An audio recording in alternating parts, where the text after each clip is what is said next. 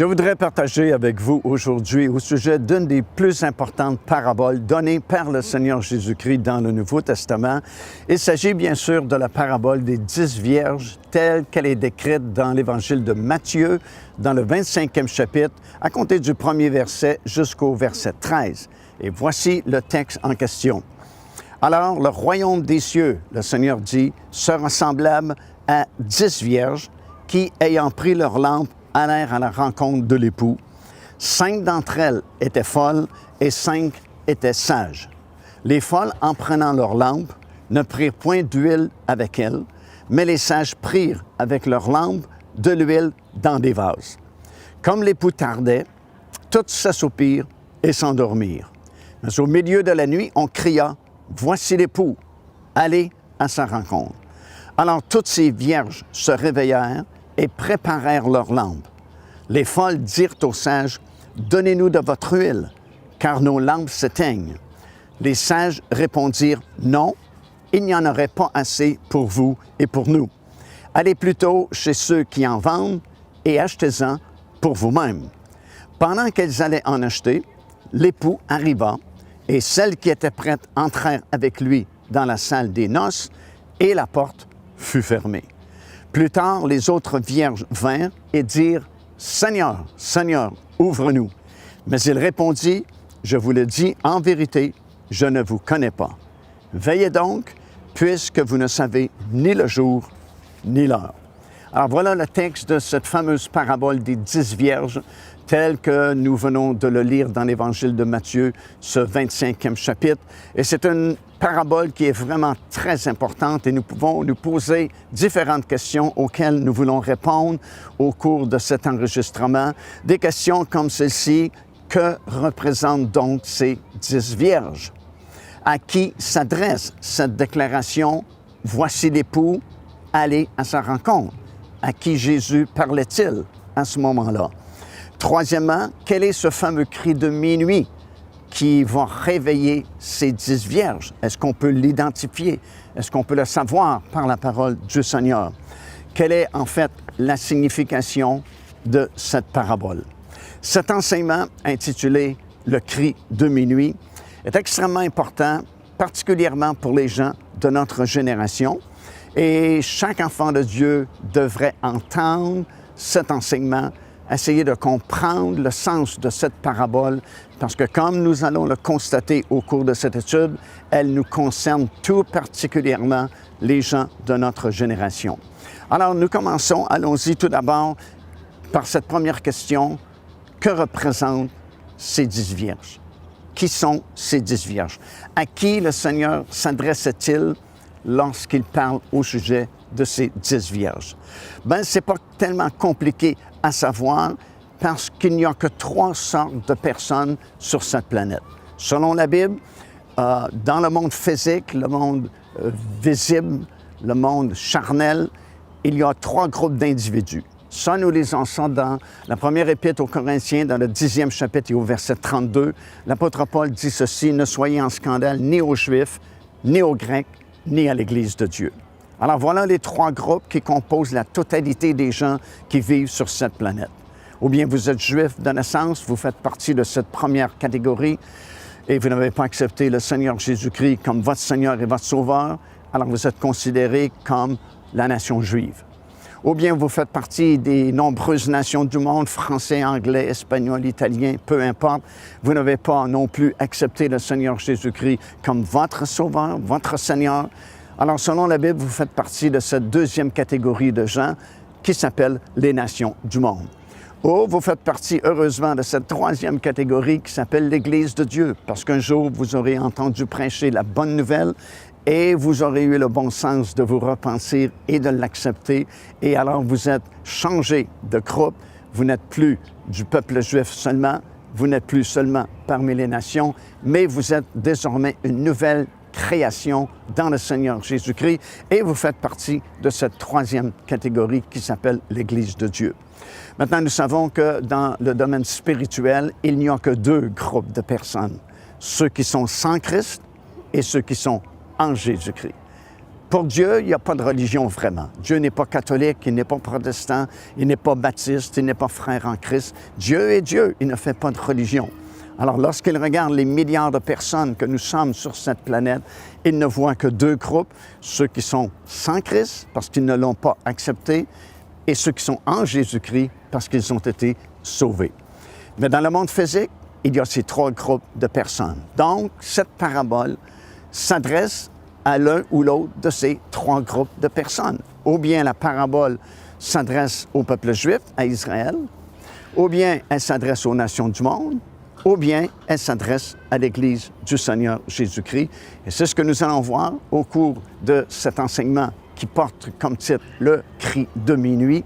Nous allons comprendre et nous allons analyser cette parabole et nous allons réaliser également qu'elle s'adresse à un groupe très particulier parmi ces trois groupes-là, soit à Israël, soit aux nations de ce monde, ou soit à l'Église du Seigneur Jésus-Christ.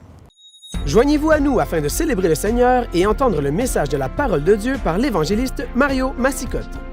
Venez recevoir ce que Dieu a préparé pour vous. Visitez notre site web www.paindevie.org afin de connaître notre itinéraire. Nous serions très heureux de vous rencontrer et de vivre des moments forts avec le Seigneur.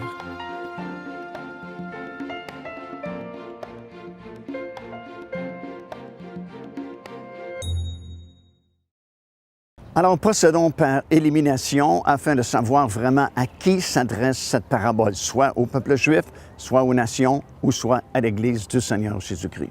Alors, tout d'abord, elle ne peut s'appliquer aux nations, elle ne peut s'adresser aux nations de ce monde, parce que les gens de ce monde ne sont même pas au courant de ces choses-là. Les gens du monde ne savent pas que le Seigneur Jésus-Christ doit revenir un jour chercher les siens. Les nations du monde ne comprennent pas les Écritures parce que souvent ils ne sont pas intéressés, parce qu'ils ont leur propre religion et ils ne sont tout simplement pas au courant de ces choses-là qui sont mentionnées dans Matthieu chapitre 25. La parabole ne peut pas s'appliquer non plus au peuple juif parce qu'on parle ici d'un époux et d'une épouse qui un jour entrera dans la salle des noces et Israël présentement, n'attend pas un époux, Israël attend son Messie. Parce que bien sûr, le véritable Messie, le Seigneur Jésus-Christ, est venu dans ce monde il y a presque 2000 ans maintenant. Il est venu d'abord chez les siens, justement, le peuple d'Israël. Mais comme nous le lisons dans la parole du Seigneur, ils l'ont rejeté, ils ne l'ont pas reconnu, ils ne l'ont pas accepté. Conséquemment, ils attendent toujours la venue de leur Messie. Alors, ce n'est pas un époux pour un mariage et un règne avec lui, mais c'est plutôt un Messie qu'ils attendent. De toute façon, ce n'est pas possible non plus, parce que s'il s'agissait du peuple juif, si cette parabole s'adressait uniquement à Israël, au peuple juif, cela voudrait dire qu'il y a seulement Israël ou seulement le peuple juif qui pourrait entrer dans la salle des noces et faire partie de ce mariage glorieux. Or, nous savons que c'est tout autrement l'enseignement de la parole du Seigneur.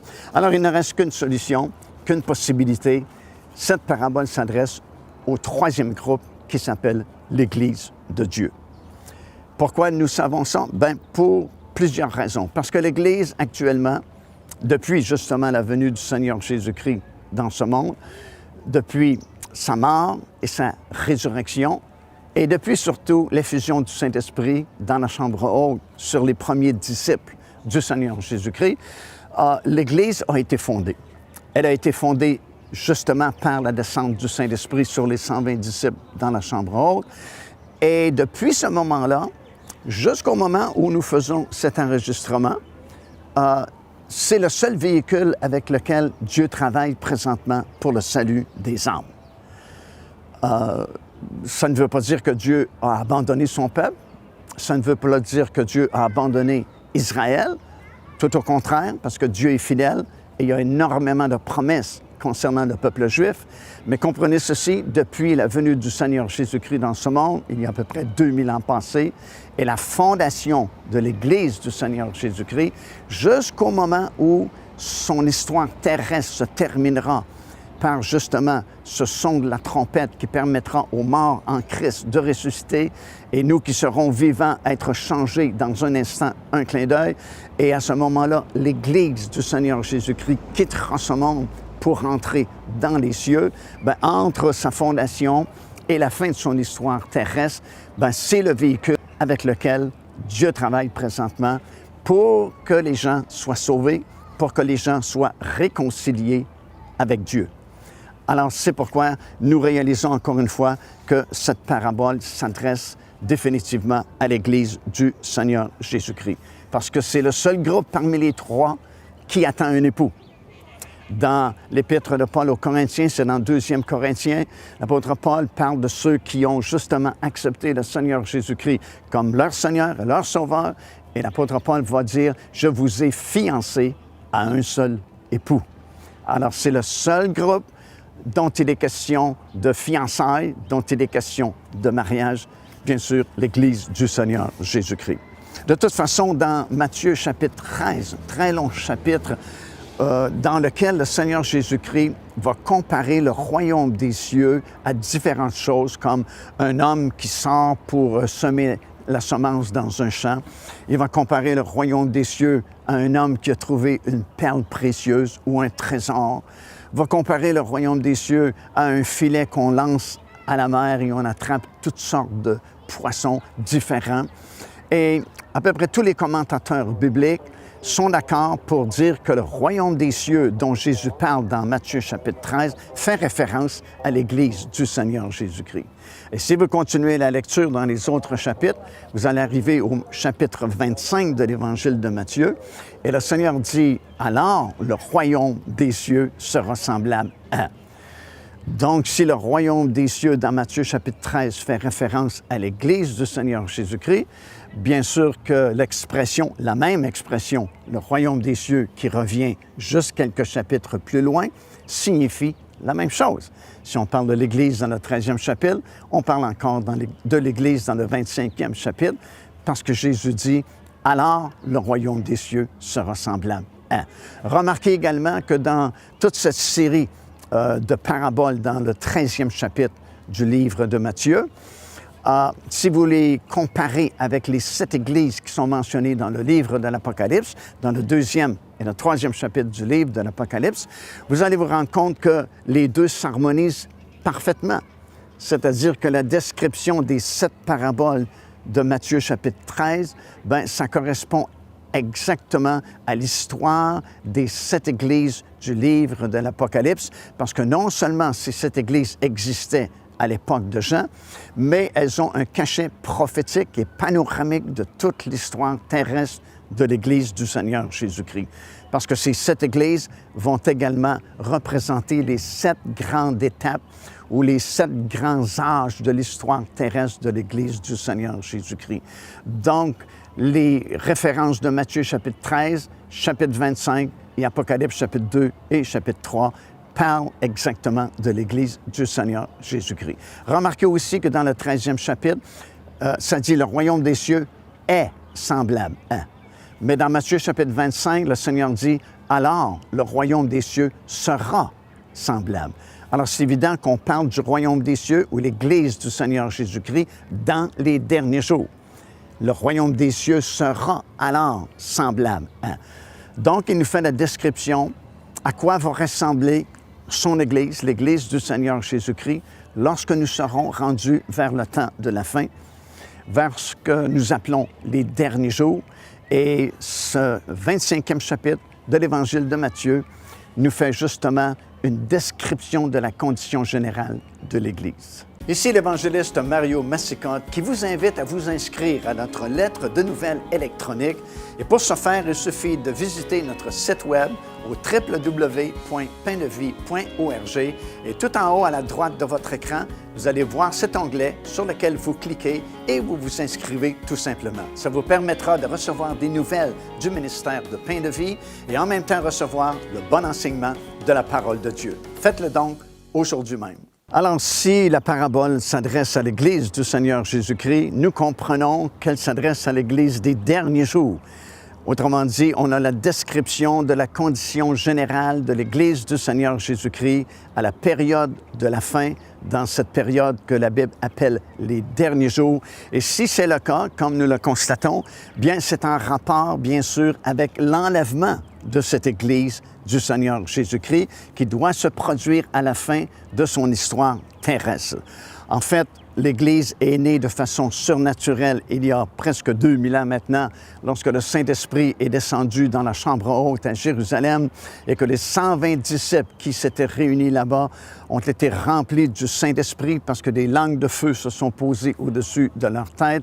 Saint-Esprit est venu en eux et se mirent à parler en d'autres langues selon que l'Esprit leur donnait de s'exprimer. Et en cette journée-là, ce fut la naissance de l'Église du Seigneur Jésus-Christ par ce vent impétueux qui est venu du ciel et qui est descendu sur ses disciples rassemblés dans la chambre haute à Jérusalem. Alors, si l'Église a commencé de façon surnaturelle, bien, il faut s'attendre que son histoire sur la terre se termine aussi de façon surnaturelle. Et c'est comme ça que ça va se produire aussi, parce que la parole de Dieu nous dit qu'il y aura un son de trompette et les morts en Christ vont ressusciter. Et nous qui serons restés vivants pour ce temps-là, nous serons tous changés dans un instant, dans un clin d'œil, et nous allons monter dans les airs à la rencontre du Seigneur Jésus-Christ. Donc, elle est née de façon surnaturelle et son histoire sur la terre va se terminer aussi de façon surnaturelle. L'apôtre Paul, parlant justement de cet événement glorieux que nous appelons l'enlèvement de l'Église, va mentionner ceci, c'est dans 1 Thessaloniciens, dans le 4e chapitre, des versets 15 jusqu'au verset 18. Il va parler au sujet d'un signal qui doit être donné juste avant cet événement glorieux qui s'appelle l'enlèvement des croyants. Deuxièmement, ce sera suivi d'une voix qui viendra.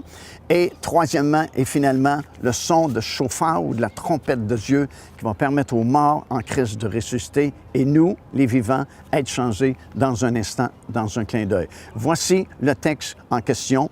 C'est l'apôtre Paul qui parle dans Thessaloniciens et il dit « Voici en effet ce que nous vous déclarons d'après la parole du Seigneur. Nous, les vivants, restés pour l'avènement du Seigneur, nous ne devancerons pas ceux qui sont morts, car le Seigneur lui-même a un signal, remarquez le mot, a un signal donné. Donc, il faut qu'il y ait un signal, en quelque part, avant l'enlèvement de l'Église, à la voix d'un archange. Alors, voici ce deuxième item, une voix, la voix d'un archange. Et troisièmement, dit-il, au son de la trompette de Dieu, il descendra lui-même du ciel. Les morts en Christ ressusciteront premièrement, et nous, les vivants qui serons restés, nous serons tous ensemble, enlevés avec eux sur des nuées à la rencontre du Seigneur dans les airs. Alors, on parle ici d'un signal, on parle d'une voix, et on parle du son de la trompette qui doivent précéder cet événement glorieux. Bien, dans la parabole des 10 vierges dans Matthieu chapitre 25, vous retrouvez les mêmes choses. Un signal va être donné qui s'appelle le cri de minuit. Parce que dans Matthieu 25, ça dit « à minuit, on cria ». Alors, Paul dit « il va y avoir un signal ». Ici, on a un signal, un cri qui se fait entendre au milieu de la nuit. Deuxièmement, dans Matthieu chapitre 25, on entend une voix. Un archange dit « voici l'époux, allez à sa rencontre ». Et le troisième item va suivre, le son de la trompette de Dieu se fera entendre et ces vierges sages qui étaient prêtes seront à ce moment-là enlevées dans les airs à la rencontre du Seigneur. Donc, nous réalisons encore une fois que vraiment cette parabole des 10 vierges de Matthieu 25, bien, ça s'harmonise parfaitement avec l'enlèvement de l'Église du Seigneur dans ces derniers jours, puisque la description ici correspond parfaitement à celle que Paul avait donnée dans l'Épître aux Thessaloniciens. En examinant de plus près cette parabole du 25e chapitre de Matthieu, nous allons découvrir plusieurs choses. Premièrement, et ça c'est vraiment très important, il ne peut y avoir d'enlèvement sans que le cri de minuit soit manifesté. L'Église ne peut pas être enlevée tant et aussi longtemps que ce signal n'a pas été donné, que le cri de minuit ne soit manifesté. Deuxièmement, nous allons réaliser que ce ne sont pas tous les croyants dans nos églises qui seront enlevés, puisqu'il y a des vierges sages et il y a des vierges folles. Troisièmement, nous allons réaliser qu'une préparation est nécessaire, justement. Si ce n'était pas nécessaire, les 10 vierges auraient été enlevées. Mais seulement la moitié ont pu participer à cet événement parce qu'elles s'étaient préparées. Nous voulons savoir quel est donc ce cri de minuit. C'est quoi ce signal qui doit précéder l'enlèvement de l'Église? Chose aussi très importante, le cri de minuit va séparer ceux qui seront enlevés de ceux qui resteront. Nous allons réaliser également qu'il y aura un intervalle entre le cri de minuit et l'enlèvement proprement dit des vierges sages, parce que ça ne s'est pas fait simultanément, ça ne s'est pas fait tout de suite. Il y a eu le cri de minuit et il y a un décalage là parce que les vierges sages ont pu communiquer avec les vierges folles. Septièmement, nous voulons apprendre c'est quoi cette huile qui était dans les lampes de ces 10 vierges. Devenez partenaire avec ce ministère par votre soutien financier et aidez-nous à planter le flambeau de l'Évangile à travers le monde entier. Vous recevrez un enseignement audio à tous les mois de la part de l'évangéliste Mario Massicotte, ainsi que notre bulletin de nouvelles prophétiques incluant des enseignements bibliques, des nouvelles du ministère et des commentaires sur les actualités prophétiques. Débutez dès aujourd'hui en visitant notre site web www.paindevie.org ou par courriel à info@paindevie.org. Alors, nous voulons apprendre au sujet de toutes ces choses-là et nous y allons tout de suite en lisant dans Matthieu chapitre 25 les 4 premiers versets qui vont comme ceci. « Alors le royaume des cieux sera semblable à 10 vierges qui, ayant pris leur lampe, allèrent à la rencontre de l'époux. 5 d'entre elles étaient folles et 5 sages. Les folles, en prenant leur lampe, ne prirent point d'huile avec elles, mais les sages prirent avec leur lampe de l'huile dans des vases. » Nous venons de comprendre que cette parabole de Matthieu chapitre 25, la parabole des 10 vierges, s'adresse à l'Église du Seigneur Jésus-Christ et c'est en relation avec l'enlèvement justement de l'Église qui doit se produire à la toute fin de cette période qu'on appelle les derniers jours et qui va marquer la fin de l'histoire terrestre de l'Église sur cette terre. Nous apprenons également que non seulement cette parabole s'adresse à l'Église, mais que ce ne sont pas tous ceux qui font partie de l'Église du Seigneur Jésus-Christ qui participeront à cet événement-là, puisque la parabole nous mentionne très clairement 2 groupes au sein de l'Église du Seigneur Jésus-Christ. Un premier groupe que nous appelons les vierges sages et un deuxième groupe que nous appelons les vierges insensées ou insouciantes ou imprudentes. La différence entre les 2 groupes, c'est qu'un groupe, les groupes des vierges sages, ont pris la précaution d'avoir une réserve d'huile avec elles, tandis que l'autre groupe ne s'est pas préoccupé de prendre cette réserve d'huile.